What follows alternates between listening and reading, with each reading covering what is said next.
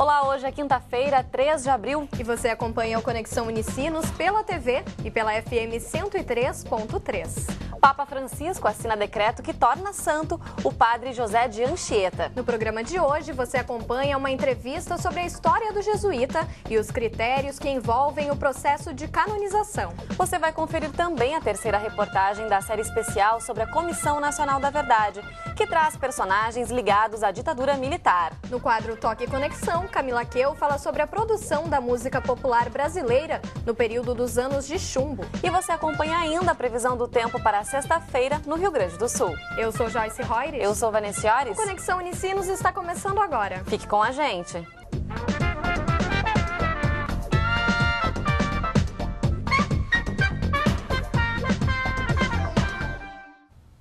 O padre José de Anchieta, que atuou no Brasil no século XVI, foi canonizado pelo Papa Francisco. Responsável pela fundação da cidade de São Paulo em 1554, ele teve um importante papel na educação brasileira. E para falar mais sobre a história dele e também sobre os critérios de canonização, recebemos aqui no estúdio o padre Adilson Feiler, professor do Humanismo Cristão. Olá, seja bem-vindo, professor, tudo bem? Tudo bem, Vanessa. Obrigado pelo convite, Joyce. É uma honra poder falar sobre José de Anchieta, já que é uma figura emblemática para a nossa ordem, a Companhia de Jesus, e também para todo o povo brasileiro. Tá certo, professor. E, em primeiro lugar, a gente quer saber o que torna alguém santo, professor. Quais são esses critérios utilizados pela Igreja Católica? Bom, o processo, Vanessa, para tornar alguém santo, como você mesma diz, é um processo bastante criterioso. A Igreja se utiliza de muitos critérios, de muitas pessoas e muitas pesquisas, até chegar à comprovação de que essa pessoa é santa. E um dos critérios fundamentais para que alguém seja santo é a virtude. O que quer dizer a virtude?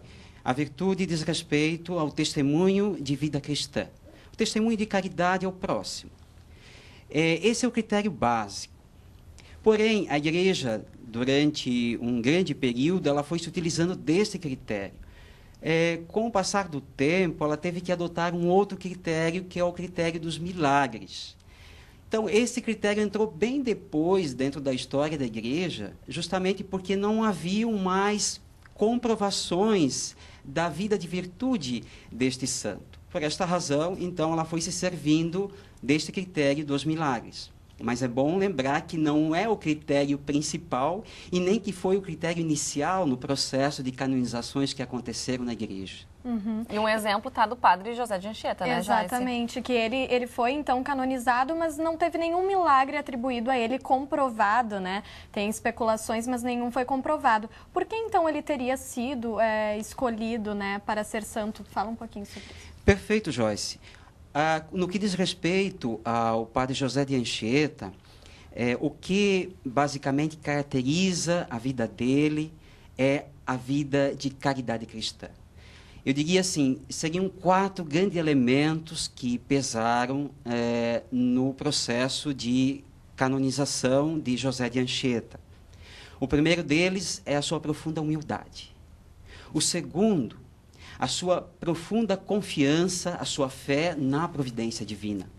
Porque eles chegaram aqui sem absolutamente nada, vulneráveis numa selva.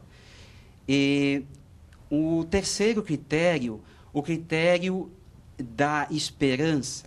Ele soube confiar na ação da providência divina. E o quarto critério, o critério da caridade. Ele foi alguém muito caridoso, muito respeitoso com a dignidade humana dos povos nativos, né, que aqui existiam. Mas essa questão, ela surgiu a partir do Papa Francisco, ou antes disso já havia outros, né, nomes que se tornaram santos, mesmo sem esses milagres comprovados? Já houveram antes outros santos. Um deles foi o jesuíta, até inclusive, que foi o cofundador da Ordem dos Jesuítas, o padre Pedro Fabro, que foi o primeiro santo jesuíta canonizado pelo Papa Francisco. Ele também não teve nenhum milagre e se tornou santo. Também houveram esses critérios que também foram utilizados no processo de canonização do padre José de Anchieta. Os mesmos foram aplicados também ao padre Pedro Fabra. E vale mencionar que esses relatos de milagres, eles existem, mas como já se passaram aí mais de 400 anos, os próprios historiadores garantem que não há como realmente fazer essa pesquisa, essa comprovação, até porque o tempo já é bastante longo, né, padre? Eu gostaria também que o senhor comentasse dessa questão da caridade, né, do padre José de Anchieta, agora santo, e essa chegada dele também, enfim, aos índios, a questão da catequização, que também é muito marcante, né? Como é que foi isso?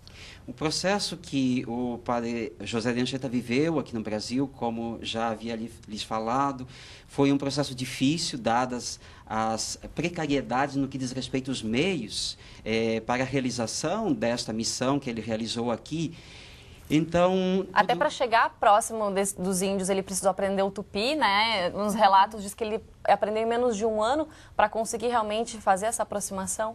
Justamente. Isso deve, em grande parte, à sua profunda capacidade. Ele é um grande literato, um grande dramaturgo, poeta. Então, ele era uma pessoa muito dotada. E isso facilitou muito ele no aprendizado da língua tupi-guarani, que era, então, a língua falada em toda a costa leste do Brasil, pelos nativos que aqui existiam.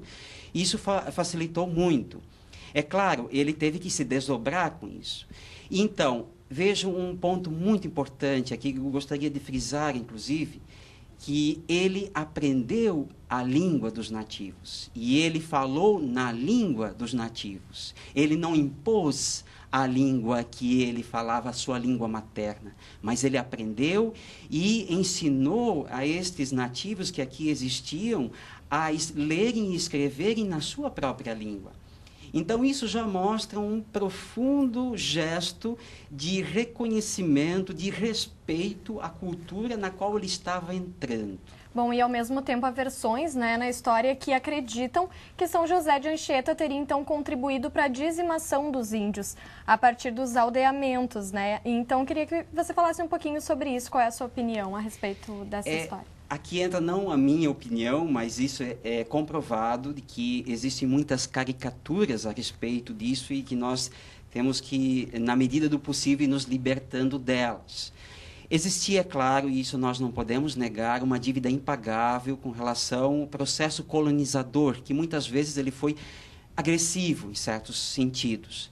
Mas no que diz respeito à atividade missionária do jesuíta José de Anchieta, assim como de outros missionários que exerceram a sua missão, não só no Brasil, como também em outras terras, foi um processo de respeito à cultura, de assimilação da cultura e, na medida do possível, de auxiliar com que aqueles nativos que aqui existiam pudessem crescer culturalmente, pudessem ampliar a sua própria cultura.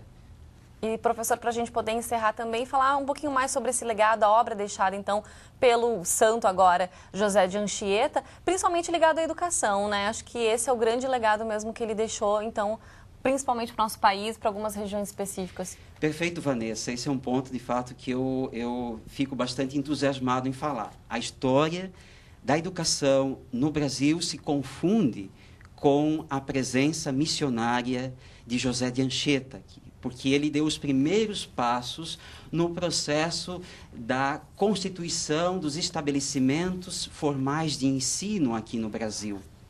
E ele se destaca, sobretudo, nesse processo educativo, por ter herdado um legado educativo, missionário da própria ordem, a Companhia de Jesus, que é a capacidade de traduzir o conhecimento através da arte, através da dramaturgia, razão pela qual ele é considerado um grande dramaturgo. Ele escreveu em torno de 5.000 poemas. Vários destes poemas são dedicados à Virgem Maria, poemas belíssimos.